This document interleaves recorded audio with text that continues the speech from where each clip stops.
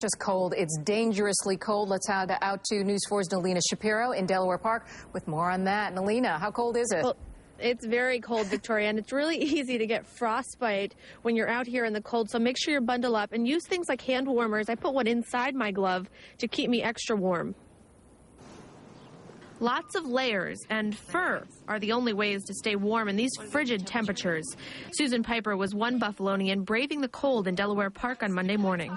And anytime there's sunshine in Buffalo, you have to take advantage, even if it's 3 below.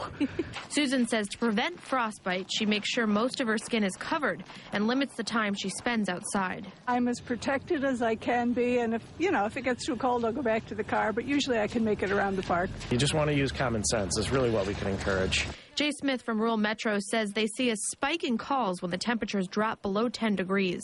You got to worry about the ice. Slips and falls are a lot more common. Smith says it's important to stay hydrated in this cold weather by drinking lots of water. He also says people should keep extra blankets and snacks in their vehicles in case they break down. For walkers like Susan, one thing she worries about is slipping on the ice. I think to a reasonable degree, they keep the park roads at a point where you can walk and run on them. Susan says she's tried going inside to exercise, but there's nothing like being outside in the fresh air. And this cold weather is also dangerous for your vehicles. I just spoke to someone from AAA, and they told me they've received about 225 calls this morning. Half of those have been battery related, and a lot of people needed help starting their vehicles in this frigid cold weather. Reporting live in Delaware Park at Hoyt Lake, Nalina Shapiro, News 4 at noon.